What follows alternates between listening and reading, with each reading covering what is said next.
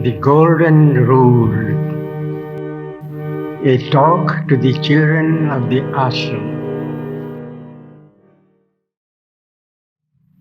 This talk was originally addressed to the children of the school, young children, and it was meant for them.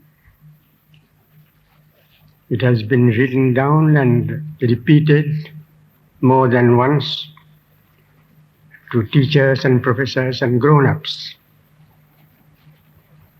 But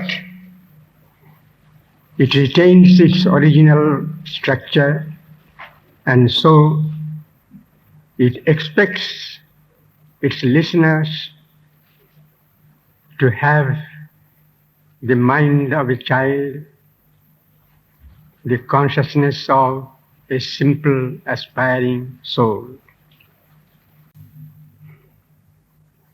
Today, I shall speak to you of the Golden Rule. When we were children, we were taught, especially at school, at home too, certain golden rules. If you observe these rules, you become good boys and good girls. You are loved and appreciated by all. These rules are simple and very commonplace. You know them all and must have tried them. For example, such things as speak the truth, do not tell a lie, obey your parents, respect your teachers, do not hurt anybody, etc., etc. That was the basis on which one was to build one's character, mold one's nature, prepare for a more stainless, noble life. They are good, these rules, so far as they go, but to say the truth, they do not go very far. They do not touch you intimately. They enter, as it is said, your head through one ear and pass out through the other. They do not quicken your heart and involve your soul. You follow, if you are very earnest, one rule or another for a few days, and then you forget. The other day, I spoke to you of Yajnavalkya. He gave a greater rule that was nearer to the Golden Rule. What he said, in effect, was that instead of following these outward rules or formulas, you must leave them aside. Go within yourself and find yourself. Yajnavalkya said, you love your neighbor not because he is your neighbor or brother, but because you find yourself in him. Find the self. That is the Golden Rule. Find the self that is in you. You will find that very self in your neighbors, in all. Here, however, you must take care not to confuse yourself with yourself. When it is said that you find yourself, it is not your personal self that you find in another, as if you grasp it as your own personal possession. This self is not the ego, it is beyond ego. It is not the kind of selfhood that Shakespeare depicts in King Richard, when the king, deprived of everything, left all alone in the whole world, exclaims, Richard loves Richard, that is, I am I. For it is not a separative I-ness. The other I's are dissolved as well as the one I that I am now, and all becomes one person or self. It is all one self, one soul, although they may appear different as different eyes. Here I will tell you a story narrated by the mother to our children. When she was in France, there used to be every evening a meeting where seekers and inquirers after the spiritual life assembled and conversed or meditated on this subject. There used also to come to that meeting a remarkable woman who had true realizations and was ready to help others on the path. Once the talk turned on souls and their rebirth, and she was telling how after death of the body, souls pass out into another world. And when the time comes, each one returns to the earth and takes a human body. Now there was one in the audience who felt a little puzzled about this matter of birth and wanted clarification. She put a question. It was a she. You say that souls come down and take birth. That is to say, assume a human body. But people are increasing in number upon earth. Every year, the human population becoming larger and larger. Now the question is, the additional number of people born every year, where they were before? They were there all along since the creation, waiting.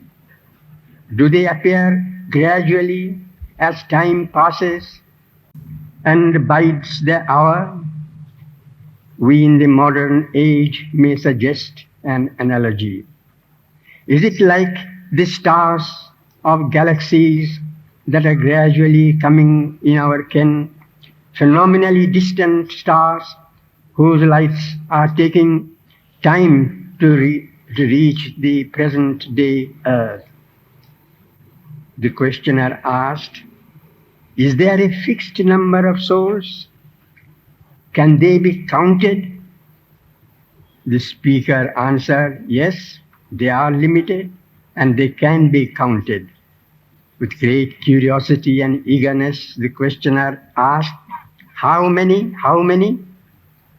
Quietly, the one who was speaking extended her hand and put out one single index finger and said, one. So that is the truth. All these many bodies, many persons you see, it is all one appearance. There is only one soul and everyone is that. If you realize this truth, you can love everyone equally. Not merely love, but be one with all, because you are all and all are you. That universal self, your own true self, you have to find, you have to know, you have to become. That is the golden rule as the ideal. How to attain, how to realize it? The mother in this matter has given us a golden rule. A truly golden rule and very simple. Generally, we are confused as to our duty, what to do, what not to do, how not to do. The mother says to the children, do not do what you will hesitate to do or be ashamed of doing in my presence. Do not say anything which you will hesitate to say or be ashamed of saying in my presence. Do not think even what you will find it awkward to think in my presence. Well, try this way and you will find what a golden rule and a simple rule it is. Sri Aurobindo confirms and says the same thing. He says, you will know the well-known phrase, always behave as if the mother was looking at you, because she is indeed always present. You need not imagine that she is there, for she is actually always there, whether you imagine or not. You do not know, for you are blind, but she is always there, seeing you, observing you, guiding you, protecting you. She not only sees what you do, but even what you feel inside you, even your most secret thoughts. A child once asked the mother, in its simplicity, how do you know, mother, what we do, what we think, what we feel? How do you know it? The mother smiled and answered, my child, because you are within me, within my embrace always, therefore I know. I know what is happening in me, don't I? That is why I see what is happening in you. You are not outside me, you are part of myself, I am you. Now, if you follow this simple rule sincerely and persistently, you will see the change miraculously happening in you. You will become the golden child of the golden mother. You will find your thoughts, your words, your feelings, your impulses putting on a new color. Even your body will take a new glow of health and beauty. Normally, our brain is made of mud. Our thoughts are unclean. We have wrong thoughts, dark thoughts. Our tongue also is made of mud or clay. We speak wrong things, impure things. Our heart too is made of the same substance, giving out wrong feelings and unclean feelings. Lower down in our nature, in the vital region, our impulsions are also wrong and muddy and unclean. Finally, the body is mud itself. It is made of diseases and weaknesses and incapable of anything. We are, as it were, a container containing this ugly and unclean mixture. What we have to do is to pour into it the golden liquid, molten gold that will wash away all that impurity and filth. Clean the vessel and fill it with its own radiant substance, the molten gold, which is the mother's presence. This process has been beautifully described by Sri Aurobindo in one of his poems. I conclude by reading out those magnificent lines, perhaps you all know. The golden light. Thy golden light came down into my brain, and the grey rooms of mind sun-touched became. a bright reply to wisdom's occult plane, a calm illumination and a flame. Thy golden light came down into my throat, and all my speech is now a tune divine, a paean song of thee, my single note. My words are drunk with the immortal's wine. Thy golden light came down into my heart, smiting my life with thy eternity. Now has it grown a temple where thou art, and all its passions point towards only thee. Thy golden light came down into my feet. My earth is now thy playfield and thy seat. Usually after a talk, you expect from me something of Savitri. That was our custom. So here is something on Savitri.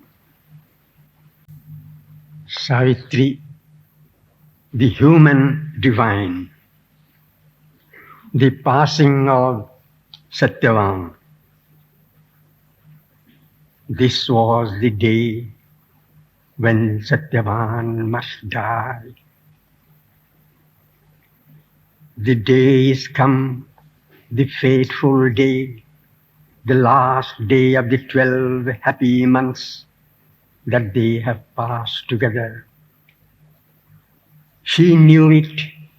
It was foretold, it was foreseen, and she was preparing herself for it all the while, harboring a pain deep-seated within the heart, revealed to none, not even to her mother, not even to Satyavan. Satyavan was innocent like a child, oblivious of the fate that was coming upon him. The two went out of the hermitage into the forest, for she wished to move about in the company of Satyavan, in the midst of the happy greeneries where Satyavan had passed his boyhood, his youth. She was watching Satyavan at every step. She did not want to be caught unawares. Love in her bosom hurt the jagged edges of anguish, moaned at every step with pain, crying, now perhaps his voice will cease forever.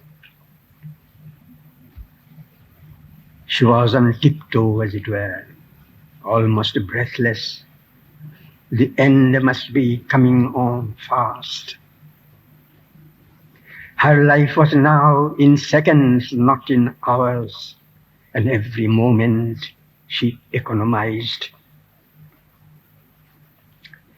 Satyavan in playfulness was cutting the branch of a tree with a joyous axe, and on his lips high snatches of a sage's chant that pealed of conquered death and demons slain. All of a sudden, the doom came upon him. He felt a biting pain through his body, and an invading suffocation besieged him. He threw away the axe and cried out to Savitri, Savitri, a pang cleaves through my head and breast. Such agony rends me. Awhile, let me lay my head upon thy lap. Savitri saw the end coming, and she was ready. All grief and fear were dead within her now, and a great calm had fallen. His life was ebbing away, and he cried out in a clinging last despair, Savitri, Savitri, oh Savitri, lean down my soul and kiss me while I die. His cheek pressed down her golden arms. She caught his mouth still with her living mouth, as if she could persuade his soul back with her kiss. Then grew aware they were no more alone. Something had come there, conscious, vast, and grim. Near her she felt its silent shade immune. Death is come claiming his prey. Satyavan must go and leave Savitri. The interzone. Death is carrying away Satyavan, the luminous soul of Satyavan. The great shadow is leading the way, Satyavan following, and Savitri clinging to his steps. Death saw Savitri pursuing. He turned and tried to dissuade her from the pursuit. Savitri refused to turn back. Death warned her. It was already a wrong and anomalous act that she has done to have crossed over to his sphere in her earthly personal being. It is time now to go back.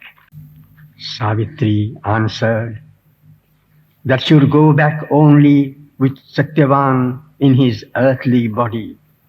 Death became impatient and answered, do you ask for the impossible? You want to go back to earth for earthly happiness. You can have that in plenty without Satyavan. Satyavan has passed beyond, and there is no return for him. But Savitri was firm in her resolution. I claim back Satyavan as he was. My happiness is with him alone. As they proceeded, they mounted higher and higher regions of being, and a change was coming on visibly on Savitri.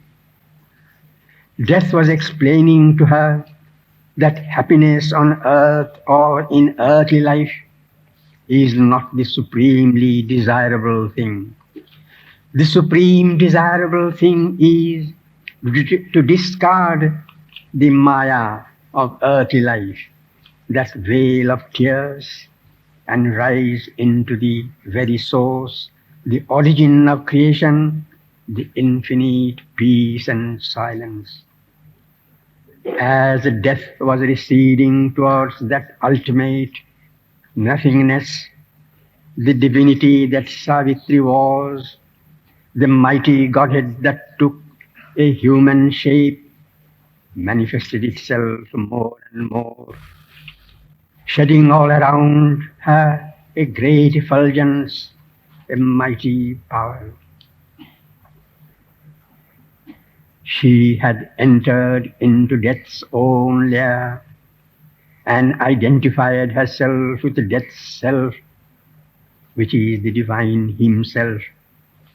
In that great burning light, death was consumed and dissolved. The dire universal shadow disappeared, vanishing into the void from which it came. And Satyavan and Savitri were alone. They stand face to face with the Supreme Divine alone. There is yet a last choice to make. Death has been annihilated and immortality attained. One can rest there and enjoy immortality eternally beyond the mortal creation. But there is a greater destiny for the human soul. Ignorance is darkness indeed, but to enter into light alone is to enter into a greater darkness. And Savitri has attained the immortality as a human being, as a human personality. She is to bring down that immortality into the human creature upon earth. She refuses the everlasting day and turns to come down again into the twilight mortality with all her immortal stature, so that human beings may be rebuilt in that mold. So they come down, Satyavan and Savitri, from the supreme heavens, rushing down as heaven's blessing, as it were through ethereal atmospheres, gradually reassuming the texture of earthly form, till they found their material body again upon this concrete earth. A power leaned down, a happiness found its home. Over wide earth brooded the infinite bliss. The return. Satyavan lay on the green sward. Over him and around, green branches spread their peaceful felicity.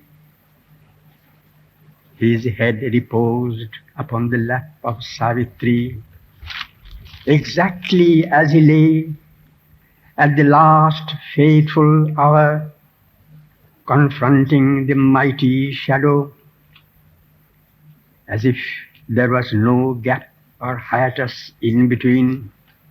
The great intervening experience was only just a momentary dream, not the ageless Calvary it seemed to be in the other sphere. But now the waking gladness of our members felt the weight of heaven in his limbs, and all her life was conscious of his life. Human she was once more, Earth's Savitri, yet felt in her illimitable change. Satyavan's being was there, pure, passionate to the passion of the gods.